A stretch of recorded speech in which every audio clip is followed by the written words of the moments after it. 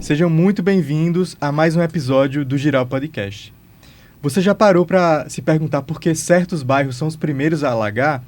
Porque algumas comunidades convivem com esgoto a céu aberto e não têm uma infraestrutura básica garantida, enquanto outras têm praças arborizadas e áreas de lazer? Essas desigualdades não são coincidência. Elas têm cor, classe e gênero. No episódio de hoje, vamos falar sobre racismo ambiental, um nome para uma realidade dura e cotidiana, onde populações são sistematicamente expostas a riscos ambientais, a negação de direitos e, muitas vezes, a impossibilidade de viver com dignidade. Para nos ajudar a aprofundar sobre esse tema, recebemos hoje Renato Shoa, que é coordenadora de projetos aqui na Giral e mestre em Direitos Humanos. Esse episódio é um convite à escuta, à reflexão e, principalmente, para a ação. Sejam muito bem-vindos a mais um episódio. Bem-vinda, Renata.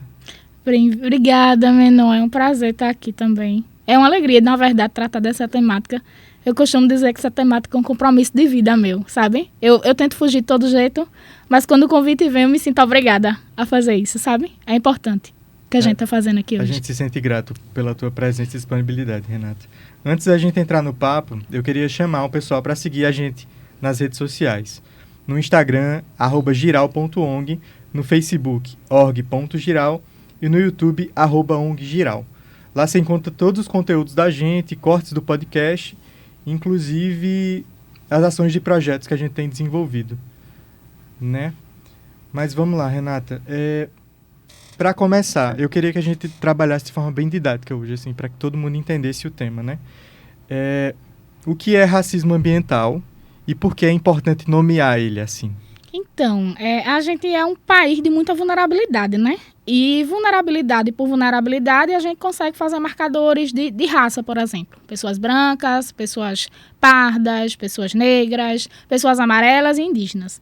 Mas eu acho que quando a gente traz o racismo, a gente faz um recorte muito específico de quem são essas pessoas que estão submetidas a essas condições. Porque desigualdade a gente tem de norte a sul do país. Mas quando a gente fala de racismo, a gente está falando somente de desigualdade. A gente está falando de pessoas que estão em situação de violência, muitas vezes de abandono, de violação de direitos, que são marcadas pelo traço da racialidade, que é a cor da pele.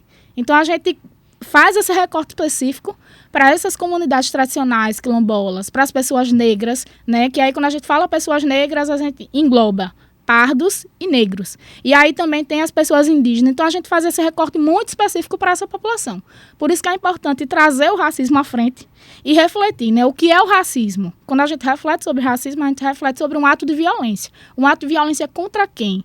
E o que é um ato de violência muitas vezes? Porque a violência, por muitas vezes, não precisa ser aquela gritante. Aquela onde eu vejo marcas, onde eu vejo, né, as agressões, as partes físicas gritando, né, aos olhos. Né? O racismo, por muitas vezes, é um racismo cotidiano, é um racismo naturalizado.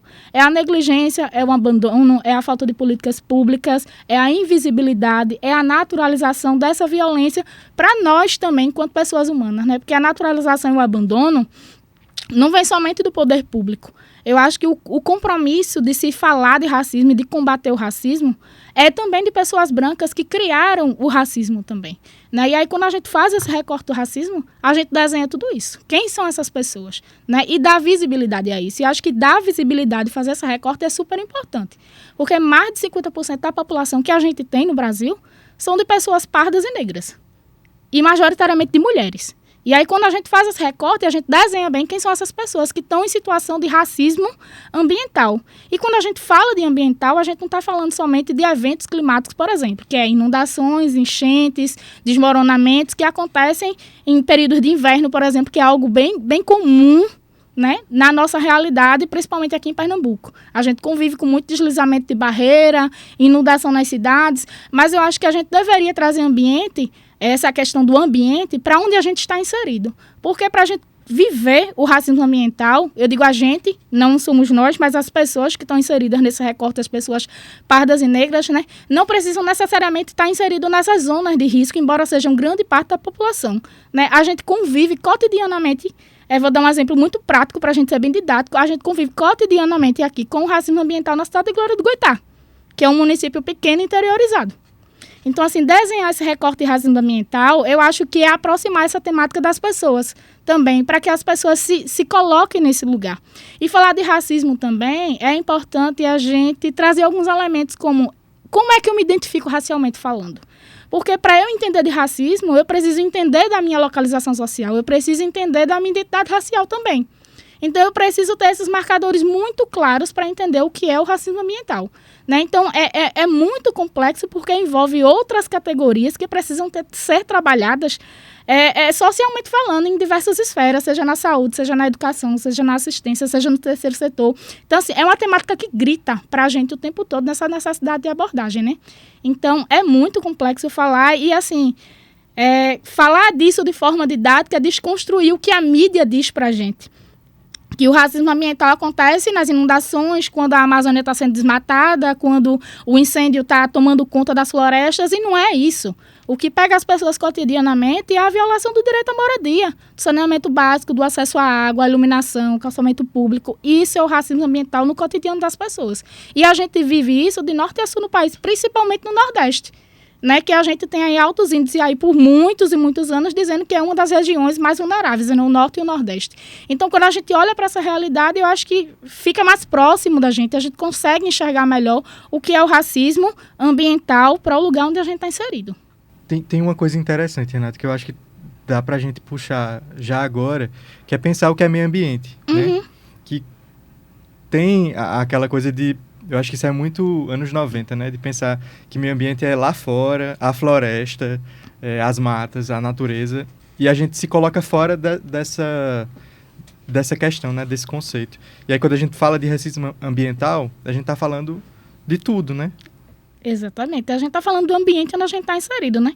Quando a gente fala de cuidado com o meio ambiente, a gente não está só falando do desmato da floresta, do cuidado com derrame de lixo nos rios, com descarte do lixo incorreto. A gente está falando de vivências, né, que são cotidianas nossas. Como é que eu descarto o lixo do meu domicílio? Como é que o esgotamento sanitário está sendo feito? Porque isso, para milhões de casas que não tem um esgotamento sanitário, que não tem um descarte de lixo correto, para onde é que isso vai no final de tudo? Né? Então, assim, são atividades cotidianas que interferem significativamente na degradação do meio ambiente. Né? E que a gente não tem essa expertise de olhar para onde a gente está inserido e dizer, a gente precisa se reconfigurar, a gente precisa se reajustar. Então, a gente começa do micro, do lugar onde a gente está, onde a gente está inserido, nas pessoas onde a gente tem relações.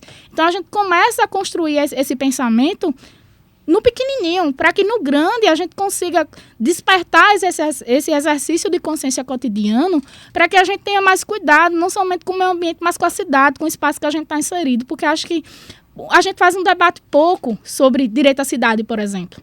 Né? E o racismo ambiental está extremamente ligado à forma como eu faço usufruto da cidade.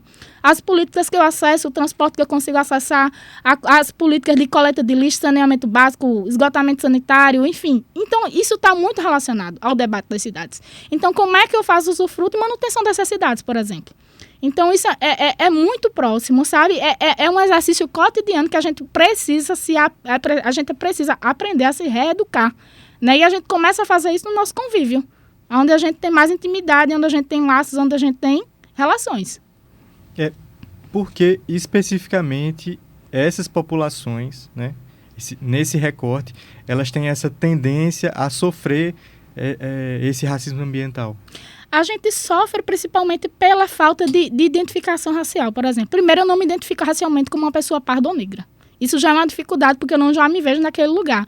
Eu me vejo como uma pessoa moreninha, como uma pessoa... eu sou cor de jambo, eu sou uma pessoa morena, que é algo que aparece muito aqui quando a gente vem fazer as inscrições dos projetos, por exemplo. Não, a gente tem uma classificação. A gente é uma pessoa parda ou a gente é uma pessoa negra. E as pessoas nunca estão... preparadas para se identificar racialmente falando. Então, quando a gente não se identifica racialmente e quando a gente também não tem essa percepção de violência construída, a gente vai entender que aquilo é natural por uma condição de pobreza e uma condição de desigualdade que está muito relacionada até acesso a dinheiro, por exemplo, a estar relacionada a uma questão de renda, por exemplo, e não é necessariamente isso. Porque a gente tem constitucionalmente garantido direito à moradia, à alimentação, à saúde, a lazer, à segurança pública. Isso está no artigo 6 da Constituição. E isso não está diretamente relacionado a uma questão de renda, mas uma questão de formação de sujeitos. Porque se eu me identifico racialmente e eu tenho percepção de violência, eu conheço dos meus direitos sociais, automaticamente eu vou entender que aquilo não é uma situação comum e natural. Que eu estou sofrendo uma situação de violência, de abandono do poder público, de violação de direito. Então, eu vou começar a me incomodar com aquilo. E se eu me incomodo e vejo que eu estou em sofrimento, que os meus filhos estão em sofrimento, que a minha família está em sofrimento, que o meu bairro sofre, que a minha rua sofre, eu vou procurar uma resposta. E o poder público precisa me dar uma resposta para me garantir direitos, para me garantir uma vida digna. É o mínimo, uma condição de vida digna para qualquer tipo de pessoa, independente do lugar onde ela more. Tem uma coisa que me vem à cabeça agora, Renata, que é assim, a importância de discutir a temática, né? Sim. Quando a gente trabalha, isso aqui nas oficinas de Agiral, por exemplo, que eu acho muito sutil o jeito como você trabalha, por exemplo, com criança, essa temática, né? Parece que você tira um véu, né? Sim. A criança naturaliza uma questão e aí, de repente, ela... quer dizer que eu tinha direito a ter essas coisas, eu estou tendo direito violado. Isso aqui que acontece na minha rua, no meu bairro, não é normal. Exatamente. E eu acho que vai para esse lugar que tu fala da família entender que está tendo direito violado para correr atrás, né? Então, eu acho que é necessário que a gente discuta justamente para elucidar e fazer com que as pessoas entendam isso, né? Exatamente. E são questões tão comuns, né? Que estão muito relacionadas à identidade, à formação do sujeito. Ao espaço em que eu me reconheço como uma pessoa racializada, a minha questão de vulnerabilidade, eu preciso ter esse entendimento que não é somente uma questão de vulnerabilidade, mas uma questão de violência também. E quando a gente coloca um marcador de gênero, que acho que é um marcador bastante significativo, que é quando a gente olha para as pessoas que estão tendo seus direitos violados, que estão nessa condição, sendo vitimadas pelo racismo ambiental, a gente vê famílias, mulheres, né, racialmente negras, demarcadas por essa situação de violência, né, e acho que é importante dizer que o Estado é muito conivente quando procura manter, quando nega acesso à informação, à formação e mantém essa condição de violação, de violência, de pobreza, porque, assim, é muito agradável para eles manter isso, uma pessoa desinformada, isso é muito útil, né, então quando a gente chama essas crianças e diz, isso não é natural, né? A gente precisa se identificar quando a gente trabalha racismo, quando a gente trabalha identidade racial, que a criança olha e diz, agora eu sei que eu sou uma pessoa negra, por exemplo. E é muito engraçado dizer isso, porque assim, isso não acontece somente com as crianças, isso acontece com os adultos também. Né? Eu vou falar de mim, primeiramente, né? Que me demarquei a vida inteira como uma pessoa parda. E vi descobrir na universidade, fazendo pesquisa no núcleo de mulheres negras, que eu não sou uma pessoa parda, eu sou uma mulher branca. Por quê? Porque não se vive essa questão da violência racial, não se vive violação de direito, se vive, na verdade, uma condição de privilégio. Então, para que a gente entenda esse lugar, é muito difícil. E a gente tem pessoas adultas que ainda não alcançaram esse espaço de consciência, esse espaço de formação. Por isso que é importante a gente trabalhar com as crianças e com as famílias. Porque aí a gente faz esse trabalho de construção de identidade com as crianças racial, faz essa percepção de direitos, né? O que é que eu tenho direito enquanto pessoa humana, enquanto cidadão brasileiro. E faz esse exercício com as famílias também. Então, a gente, por muitas vezes, dentro da formação, encontra aquele ato surpresa. Eu sou uma pessoa negra? E eu tinha direito a uma moradia digna, por exemplo, então não é certo a minha rua estar com aquele esgoto a céu aberto, a coleta de lixo que não passa. Então, assim, a gente vê nitidamente uma naturalização da violência. Mas eu achava porque eu não tinha um emprego, eu não tinha uma renda, né? Eu era uma pessoa pobre, eu sou uma pessoa pobre e, assim, eu não tenho dinheiro para isso. Mas isso não está atrelado a uma questão de renda, por exemplo. Então, isso é muito comum a gente encontrar isso nos momentos de formação com as famílias, com as crianças, com os adolescentes. Então, assim, construir isso é o primeiro passo. A gente só consegue combater violência a partir do momento que eu tenho essa percepção de violência, a partir que eu me reconheço enquanto ser humano, né? Principalmente demarcado por essa questão racial, por um processo histórico de violência, né? Que vem aí desde da escravidão, da abolição, porque a abolição acabou no papel, né? A gente continua vendo pessoas pardas e negras sendo exploradas, mulheres negras sendo exploradas, e assim, o tipo de exploração muda com o contexto né? A partir do contexto da tecnologia, da sociedade onde a pessoa está inserida. Enfim, então, assim, precisa trabalhar essas expertises, da pessoa se identificar e ter essa percepção da violência. E quando a gente pensa no futuro, Renata, assim, quais são os impactos desse racismo nessas populações, assim?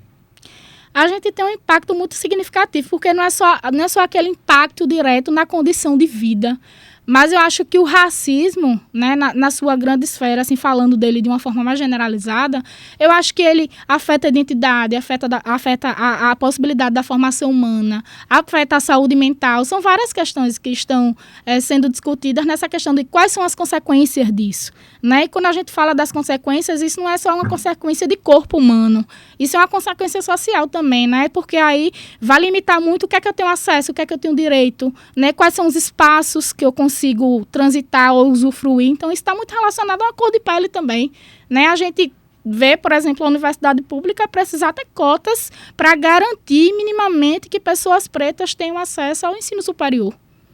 A gente está no século XXI, no meio da tecnologia, a gente vê grande parte das famílias, pelo menos aqui, não ter acesso a um computador, não conseguir fazer uma submissão de documentos, não conseguir solicitar um exame, não conseguir acessar um serviço do SUS, por exemplo, que é um serviço básico. Então, assim, a gente vê várias problemáticas, que não é somente uma problemática que está muito relacionada à saúde do corpo ou da mente, né? É uma problemática que a pessoa leva para a vida. Não é uma consequência que se leva para a vida, que a pessoa leva não, que ela é obrigada a levar, na verdade, né? Que ela já nasce com aquela carga histórica social, né? Que diz para ela o lugar onde ela tem que ficar, os caminhos que ela tem que trilhar, e assim, romper com essa barreira, e eu digo isso porque assim, é muito estratégico esses lugares do terceiro setor, né? Onde as pessoas têm essa possibilidade de trabalhar identidade racial, concepção de violência, o que é que eu tenho de direito, como é que eu consigo acessar, como é que os serviços devem funcionar. Então, romper essa barreira, romper essa violência é estar munido de informação, de conhecimento e de formação humana mesmo, sabe? E aí você só consegue romper essa barreira com esses acessos. Então, a consequência disso é muito grande, porque a gente não fala somente de uma consequência individual, fala de uma consequência coletiva, né? E assim, para a grande massa da população, porque a população negra é a maioria da população no país. Quando a gente olha para a nossa cidade, Glória está para 30 mil habitantes. Eu trouxe alguns dados que são do cadastro único, que são as próprias pessoas, usuárias do serviço, que respondem, né, quando vão fazer alguma atualização, né, e eu vou até pegar a colinha aqui que está aqui embaixo. E assim, é super gritante, porque a gente tem mais de 500 famílias com domicílio improvisado. Né? E aí você não sabe a situação do domicílio, porque assim lá na plataforma não diz. Mas um domicílio improvisado pode ser desde um domicílio sem banheiro, com condições precárias, sem um telhado digno, sem umas paredes dignas, sem uma localização que permita acesso com dignidade às políticas e serviços. A gente tem quase 300 pessoas, 300 famílias, né, que dizem para essas políticas que não tem uma coleta adequada de lixo. E a gente não está falando 300 pessoas, a gente está falando 300 famílias. Isso é um número bastante significativo para um município pequeno como o nosso, né? A gente fala de quase 2.000 pessoas, 2.000 famílias utilizando o recurso da queima do lixo, por exemplo, em terrenos baldios, em ruas extremamente urbanizadas aqui em Glória do Goitá, por uma ausência de uma política, né, que deveria funcionar com a coleta de lixo, um serviço básico, de atenção básica à saúde, por exemplo, né, e cuidado com a cidade e infraestrutura urbana. Então, isso é muito grave. A gente tem mais de 150 famílias que dizem, na plataforma, lá na SECAD, que jogam lixo na rua, porque não desfrutam de uma coleta seletiva ou de uma coleta de lixo minimamente regular no ambiente onde moram.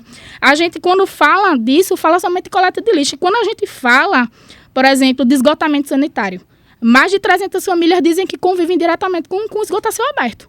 E não sou eu que estou dizendo isso, são as famílias que vão para a política pública e reafirmam isso na sua atualização de cadastro.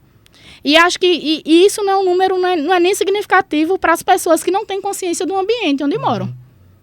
Tem pessoas que nem têm essa consciência, porque esses dados, eu fiz aquele recorte de pessoas pardas e negras, e que não têm essa consciência dessa localização racial. Como foi que respondeu isso? Sabe, e aí quando a gente fala de abastecimento de água, a gente tem mais de 1.500 famílias com abastecimento de água indireto, que você não sabe como é que a família está acessando um serviço de água. Ou seja, não é pela rede fluvial que é a correta, né, que garante água certinha para todo mundo. A gente tem mais de 1.500 famílias tendo abastecimento de água por cisternas, seja de forma independente ou seja por um programa que chegou ali temporariamente e instituiu naquela comunidade uma cisterna para uso coletivo. A gente tem mais de 1.300 famílias que dizem que acessam a água por outras formas, que a gente não sabe quais. Que o sistema não deixa isso claro para a gente também. Então, assim, como é que a gente tem usufruído dessa cidade? Como é que a gente tem vivido nessas condições? Porque a água, coleta de lixo, saneamento básico e moradia são princípios básicos para uma vida com dignidade. E aí, quando a gente traz o racismo ambiental, é justamente para isso. Eu olho para o lugar onde eu estou inserida e digo, que condição de vida é essa? Eu tenho direito à moradia, à saúde e à educação, mas estou vivendo nessas condições. É questionar essa naturalidade de viver nessas condições. Aqui a gente tem, né, esses acessos aqui totalmente interrompidos, totalmente intransitáveis. Em tempo de chuva aqui a gente não consegue transitar. Tem um buraco gigante ali fora. Como é que pessoas idosas, crianças transitam nesse lugar? Como é que as pessoas conseguem ter uma coleta de lixo, um acesso à água com essas condições? Sabe? Tem uma coisa que é gritante para mim, Renata. Assim, eu vou voltar um pouquinho na tua fala, que é... A gente vive numa sociedade que individualiza o sujeito, né? E vai dizer que esse sujeito tem condições de chegar em qualquer lugar. É só ele se esforçar. E eu acho que essa noção de que a gente não parte do mesmo lugar, que a gente não tem o mesmo acesso a sair de casa, né? Exatamente. A sair de casa, não tem o mesmo acesso à saúde, à educação. Eu acho que a importância da gente entender... o recorte social, de classe, de gênero, eu acho que ele dá outra possibilidade da gente enxergar o mundo também. E não é um lugar que muita gente fala, não, é mimimi. Eu acho que é uma coisa de se empoderar mesmo, de entender assim, a partir dessas condições, eu vou lutar, né? E aí é uma coisa que a gente tem muito aqui na Giral, que é que a saída para isso, muitas vezes, para a gente que não nasceu em berço de ouro, é a educação. Sim. A saída é essa, assim. E aí é uma via de mão dupla, né? Tipo, de entender que essa educação vai emancipar o sujeito para ele entender também o local que ele está e também vai ser uma saída para essa situação, né? Que não é o modo mais fácil, né? De sair da situação, mas eu acho que é o mais correto, justo. Eu não estou encontrando a palavra. Eu diria que, assim, não é o principal, mas é o que a gente tem. Uhum. E é o que boa parte das famílias usam para com seus filhos. Eu digo porque eu fui dessa geração também que minha mãe dizia, você só tem isso. É isso, ou eu não sei o que vai ser. Ela dizia assim, bem claro, eu não sei o que vai ser. Então, assim, a gente tem a educação como uma chave que transforma a vida das pessoas. Mas é importante dizer que, além da política educacional, a gente tem outras políticas que precisam funcionar em paralelo. Para garantir políticas de infraestrutura urbana, de assistência social, de cuidados com criança e adolescente, cuidados com idosos. É para isso que a gente tem conselhos, a gente tem esses espaços de discussão, mas as pessoas da sociedade precisam desenvolver também esse senso de participação social. Pronto, eu ia já te perguntar isso. No sentido de políticas públicas, de legislação, o que é que a gente teria? Assim, Então, a gente tem muita coisa, bastante coisa. Tipo, a nível nacional, a gente tem o Estatuto da Igualdade Racial. A gente já tem isso a nível nacional. A gente tem uma Constituição Nacional que abrange todos os brasileiros, que garante saúde, educação, assistência, moradia, trabalho digno. A gente tem vários estatutos, criança, adolescente, idoso. Então, enfim, a gente, a nível estadual, tem o Estatuto da Igualdade Racial de Pernambuco, que é uma legislação extremamente recente, aprovada em 2023 pela governadora Raquel Lira, né? E no artigo 4, ela vem garantir o acesso à terra e ela vem garantir o enfrentamento a essas situações de violência, a esse racismo estrutural a partir de forma compensatória, inclusiva e reparatória. Eu acho que isso é um documento extremamente significativo, né? A minha pesquisa do mestrado foi sobre racismo ambiental, foi sobre violação do direito à moradia. E aí a gente fez esse questionamento na cidade de Olinda, em particular, que também é um município que tem um Estatuto de Igualdade Racial. Assim, em Pernambuco foi o único município que eu encontrei, por exemplo. Então isso já acende os alarmes para os municípios menores dizer isso é uma pauta que a gente precisa discutir, racialidade. Né? Se eu tenho um município que é majoritariamente composto de pessoas negras, né? Isso precisa ser um marcador para eu poder desenhar políticas e serviços públicos. Porque se tem uma demanda que é histórica de violência, de abandono, de negligência, então eu preciso dar conta disso e, por muitas vezes, uma política sem passar por esses marcadores não consegue dar conta disso. Sabe? Não consegue atribuir respostas que transformem a realidade dessas pessoas. Então, assim, a gente tem esse estatuto, né, de Pernambuco, que foi aprovado recentemente, mas a gente não tem nenhuma política pública direta que seja fruto desse estatuto, por exemplo. Então, é um estatuto recente e eles têm um conselho, né, que é o conselho que discute questões raciais no governo de Pernambuco, que vem ali embaçando algumas ações, algumas políticas de enfrentamento a essa questão, o racismo, de forma geral, né? E aí eu acho que é muito complexo, porque, assim, o racismo, né, as pessoas que são marcadas pela racialidade não convivem só com o racismo, elas convivem com a pobreza, com o abandono, com questões de gênero, né? Então, assim, não é somente o racismo, é o racismo interseccionado com outras coisas. Então, assim, quando a gente discute raça, a gente precisa ter essa maturidade para entender que não é somente uma questão racial.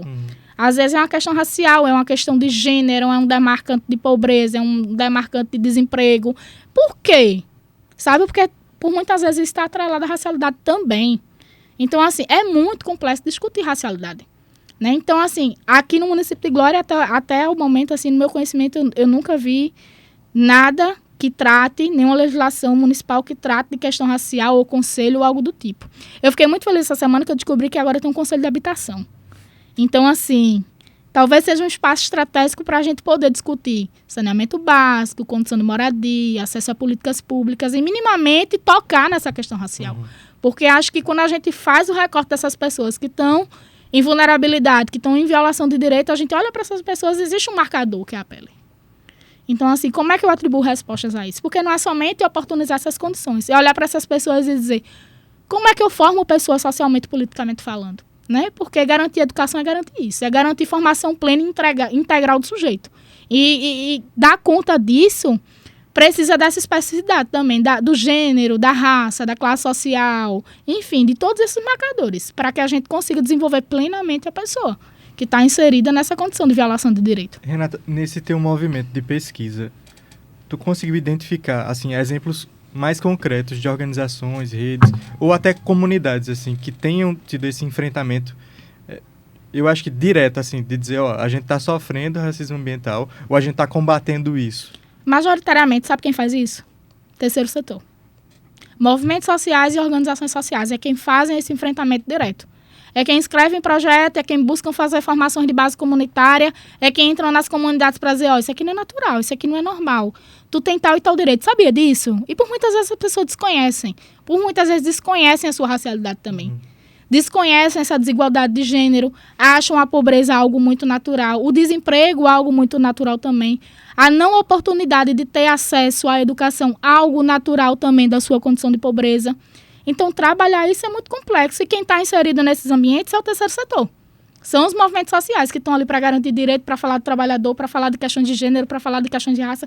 O terceiro setor é quem faz esse exercício de formação política nas comunidades, nos movimentos sociais, nas comunidades periféricas, nos lugares onde a política pública não chega. E falando das organizações sociais, eu acho que do lugar da escola também, assim, como é que a gente consegue trazer essa temática de maneira mais didática? Eu acho que na escola regular a gente precisa reconfigurar algumas temáticas que a gente trabalha, por exemplo. Mas eu acho que como a gente trabalha isso é um pouco complicado, porque a gente vem falar de abolição, vem falar... Não é somente isso. Não é somente isso. Falar de racialidade é falar de identidade, é falar de pertencimento, é falar de manutenção de cultura, de preservação de histórias, de memórias. Então, assim, falar de 10.639 é falar disso. Não é falar somente dessas datas onde um momento ou outro que é específico. Não é sobre isso que a gente está falando. Quando a gente pega 10.639, a gente entende o compromisso que é o ato de educar passando pelo viés da racialidade.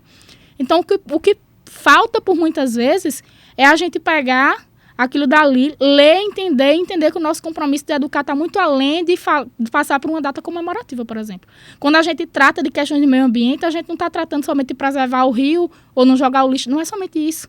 A gente precisa trabalhar com as crianças o cuidado de preservar as cidades, de preservar o lugar onde mora, de preservar a comunidade, preservar as tradições.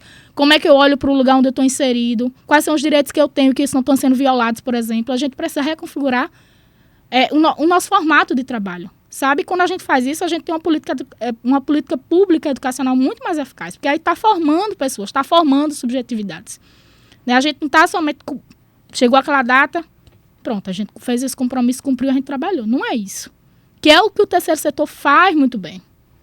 Porque o terceiro setor não está alinhado com datas comemorativas. O terceiro setor está alinhado com pautas que são problemáticas sociais, que repercutem na vida, na condição de habitação, na segurança das pessoas, no desenvolvimento humano. Isso é o que o terceiro setor faz. O terceiro setor está preocupado em desenvolver o ser humano na sua totalidade, principalmente na consciência. Porque assim, a escola tem os seus conteúdos curriculares que são obrigatórios de trabalhar. Mas tem conteúdos sociais e de diálogo social, de percepções de cidadania, de inclusão social, de questões de gênero, de raça e de classe social que não são trabalhados diretamente na escola. Que o terceiro setor faz muito bem. Um diálogo extremamente difícil. Difícil, porque você, quando trabalha com criança e com família, para construir essa percepção, é extremamente trabalhoso e difícil. Então, assim, as políticas públicas, se tivessem essa flexibilidade e esse jeito de tratar essas temáticas de uma forma diferenciada, conseguiriam construir bem mais coisas.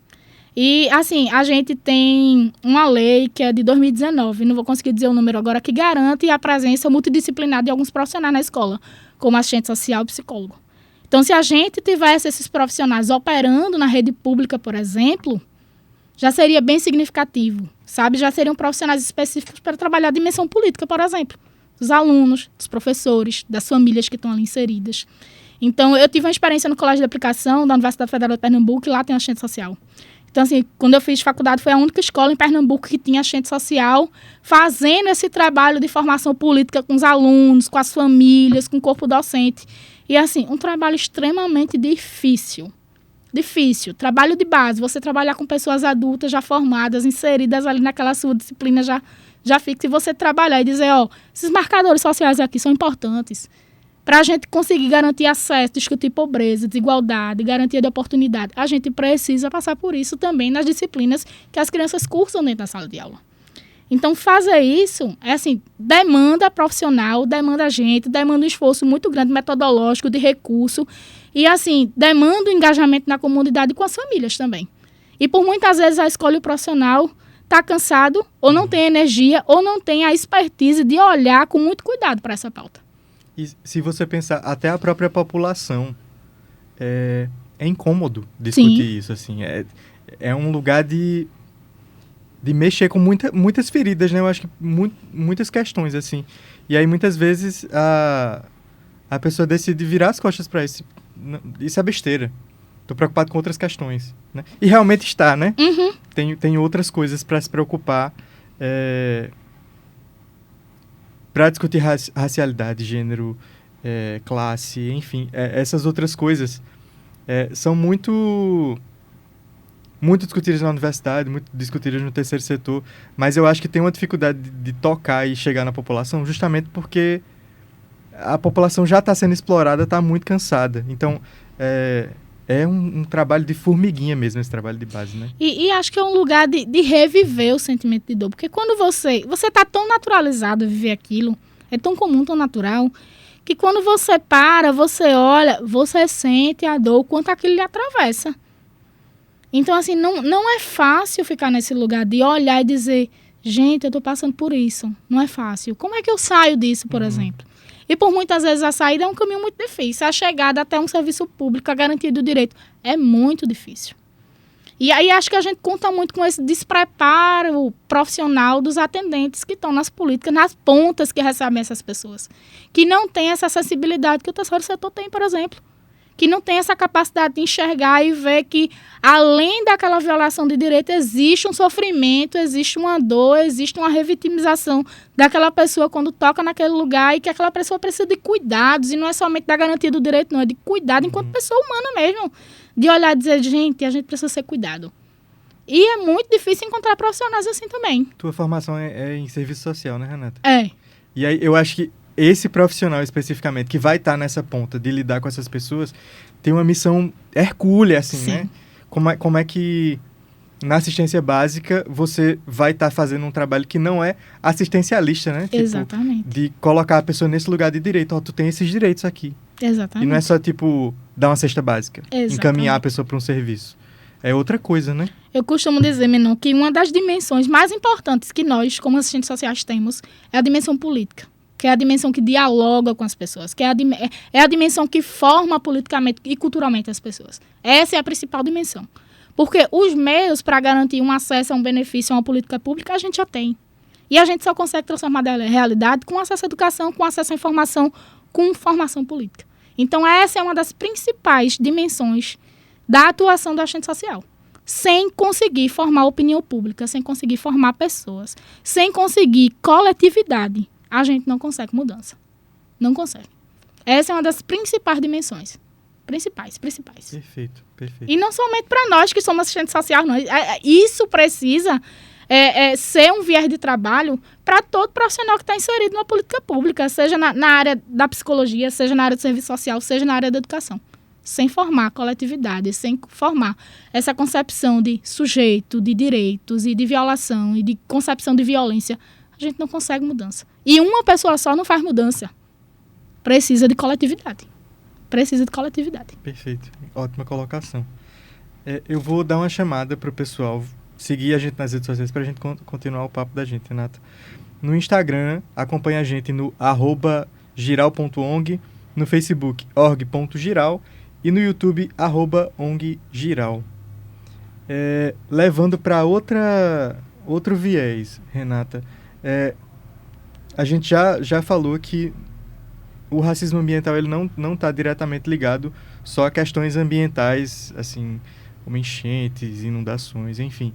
Mas a gente sabe que a crise climática, ela aprofunda essas violações de direitos, né?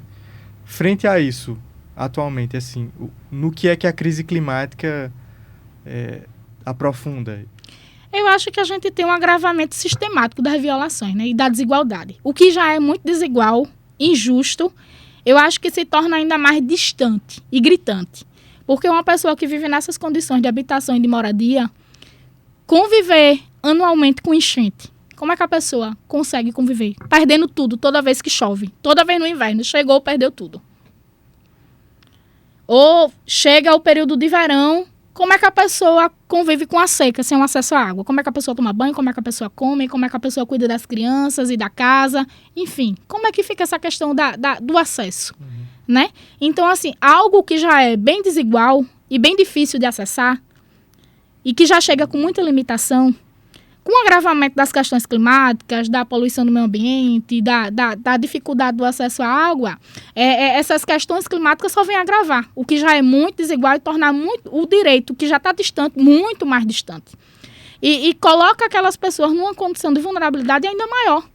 Porque, assim, além de conviver cotidianamente com todas essas questões, né, de forma não digna, eu vou ter que conviver sistematicamente, porque assim, passa a ser uma ação anual a depender do tempo, da estação em que a gente esteja, a conviver com a seca, a conviver com não abastecimento de água, ou conviver com inundação, ou conviver, que a gente vê no Brasil também, com várias cidades sendo imersas nas queimadas e na fumaça. Então, naquele período, a gente vai viver com aquilo.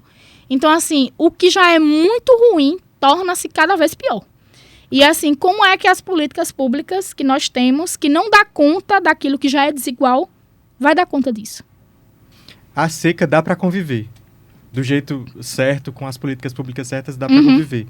Mas com enchente... Pois é. Porque eu acho que tem um discurso muito fácil, quer dizer, não, o brasileiro é um povo resistente, acaba tudo e reconstrói de novo, e normaliza uma questão de uma violação de direito sistêmica, né? Exatamente. E não é somente conviver com a enchente, porque assim, a enchente vai chegar, vai inundar, você vai perder tudo. Aí começa aquele trabalho, aquele retrabalho, mais uma vez, de reconstruir tudo, né? E não é somente o reconstruir tudo, né, que para algumas famílias ainda conseguem reconstruir tudo com trabalho. E para aquelas famílias que não têm trabalho, que não conseguem reconstruir. Né? E acho que, além disso, a gente dialoga também com a questão de saúde pública. Como é que essas pessoas ficam vulneráveis a doenças, infecções, a possibilidade de desenvolver uma doença grave, ou assim, até perder entes queridos, por exemplo. Né? No tempo que eu estava fazendo a pesquisa de mestrado, por exemplo, a gente tinha algumas mulheres que a gente acompanhava, que moravam na beira do rio, ali na cidade de Olinda, continuam morando até hoje, porque a política pública não conseguiu chegar, assim, a garantia de direitos não conseguiu chegar, a gente questionou, foi na secretaria, perguntou, nem resposta teve, por exemplo. Então, assim, a gente viu mulheres perdendo filhos na enchente, morreu afogado, não conseguiu sair a tempo de dentro de casa antes do rio entrar. A gente viu mulheres perdendo companheiros, por exemplo. A gente viu famílias que não tinham nada dentro de casa, nem o que comer, perder as últimas roupas que tinham para vestir. Aí me diga como é que a gente consegue viver assim? Não é somente uma questão de perder o que está físico. É de você perder a dignidade. O mínimo para se viver. Quer ter uma moradia, quer ter uma roupa para vestir, um alimento para comer. A gente não está falando de questões materiais. A gente está falando de condições mínimas para sobreviver. Sobrevivência é o mínimo, assim, para sobreviver. Ter o que comer. É ter um alimento que, por muitas vezes, é o único do dia para se alimentar. E a água chega e leva tudo. Leva a única roupa que se tinha para vestir naquele momento. 2, 3 pares de roupa que estavam ali, que já foi fruto de doação. A casa encher, inundar, levar tudo, levar móveis, acabar com a comida, levar tudo. O companheiro morrer. O que foi que ficou? Ficou uma pessoa que perdeu tudo, que já não tinha, né, uma condição digna para morar, não tinha dignamente o que comer, não tinha uma segurança alimentar, não tinha a garantia de ter um emprego formal, de ser bem remunerado, que não teve acesso à educação, que além de perder tudo isso, perdeu o que tinha de família, perdeu o que tinha assim, de sobrevivência, o mínimo de sobrevivência. Então, acho que a gente bota em questões muitas coisas. O que é que se perde? Né? Não é somente as questões materiais. É a dignidade da pessoa que está indo embora. É a saúde mental da pessoa que está indo embora. É a possibilidade de conviver minimamente com direito à saúde, por exemplo. Né? Porque a água enche e a água não vai embora no outro dia. A casa fica cheia uma semana. É política educacional que não funciona. É um serviço de assistência que não consegue dar conta de atender todo mundo. É um programa de saúde mental de política pública que não dá conta de atender essa complexidade. Não tem profissional suficiente. Como é que a gente dialoga com isso se várias pessoas estiverem nessa condição socialmente falando? Como é que a gente consegue dar resposta a isso? Isso me leva para... A gente está caminhando para o encerramento, para a pergunta final, que é... Certo, é muito importante que a gente dialogue isso com as pessoas que sofrem essa violência. Mas para quem não está nesse lugar, assim, e está sabendo agora do que é racismo ambiental, das implicações disso, o que é que essas pessoas podem fazer para, sei lá, minimizar ou lutar por isso? Então, eu tenho um lugar muito particular nesse lugar, né? Porque quando eu comecei a fazer pesquisas com mulheres negras, eu dizia para Flávia, que é uma pessoa assim do coração, uma professora que eu tinha na universidade: Flávia, eu não tenho lugar de fala nisso. Não tenho, eu sou uma pessoa branca, eu não tenho lugar de fala nisso. Ela dizia: tá muito enganada, querida. Você se beneficia disso todo dia. Você vai para casa no conforto, você tem uma moradia digna. Se você tem uma coleta de lixo na sua rua, é porque alguém está trabalhando naquela condição. E geralmente é uma pessoa negra que está lá naquele lugar. Se você vai no mercadinho, se você vai em algum lugar, tem sempre uma pessoa negra lá trabalhando para garantir que você usufrua disso. Então você se beneficia disso de alguma forma. Você se beneficia quando você não sofre racismo, quando você consegue entrar e sair em qualquer lugar. Você se beneficia disso. No seu cotidiano, na sua vida, nas suas relações, quando você procura emprego, você não é discriminada pela cor da sua pele. Você não sofre violência. Você não sofre violação de direito, porque primeiro, por muitas vezes você nem procura o serviço de políticas públicas. Você não é um usuário do Cade Único. Você não é beneficiário de um Bolsa Família. Então você não sofre com isso. Então você precisa sair do seu comodismo e entender que isso é uma causa coletiva e que é política. E que só muda se pessoas brancas entenderem que esse compromisso social e de promover igualdade e condições de oportunidades não é somente uma pauta de pessoas negras. Você tem um compromisso a partir do momento que você entende o seu lugar e a sua posição racial, social e de gênero, você tem o compromisso de fazer diferente. E quando você não faz, você é conivente. E isso para mim foi determinante. Foi determinante para dizer, eu preciso escrever sobre isso, eu preciso falar sobre isso, eu preciso usar os meios que eu tenho para produzir informação sobre isso. Sabe? E é isso que me move até hoje. Não é que eu não precise, não é que eu não esteja em situação de violência, é um compromisso social que só muda se tiver coletividade. E nós, pessoas brancas, estamos inseridos nesse compromisso, porque fomos nós que criamos, quando eu digo nós, não é a gente diretamente, mas foram nós, nossos antecedentes, que criaram isso. E automaticamente a gente se beneficia disso de alguma forma. Então é olhar para esse lugar e dizer, eu preciso fazer alguma coisa. Eu preciso estar comprometido politicamente com alguma coisa. Eu preciso fazer alguma coisa, porque isso me incomoda, não é justo. A gente precisa promover democracia, enfrentamento às injustiças. E é injustiças sociais, econômicas, ambientais. Então, em todo lugar quando a gente passa, a gente precisa ter esse posicionamento firme. E entender que isso é um compromisso nosso também. E não é fácil, não. É difícil para as pessoas brancas entenderem isso.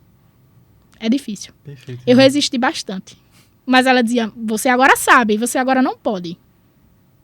Acho que tira a gente de um lugar de privilégio também. Né? Exatamente. Assim, é incômodo. Sim. É incômodo entender, assim, esses pequenos privilégios que a gente tem também. Renata, muito obrigado. Assim, foi uma aula para mim. Agradeço muito. E acho que o público da gente vai ficar muito feliz, assim, e provocado, né? Eu acho que Sim. mais do que feliz, provocado com as discussões que a gente teve aqui hoje. Eu que te agradeço, Menon, assim, pela oportunidade de falar sobre isso. Eu resisti muito a vir, tu sabe disso. Mas, assim, isso é um tema que me move. Como eu te disse, é um compromisso.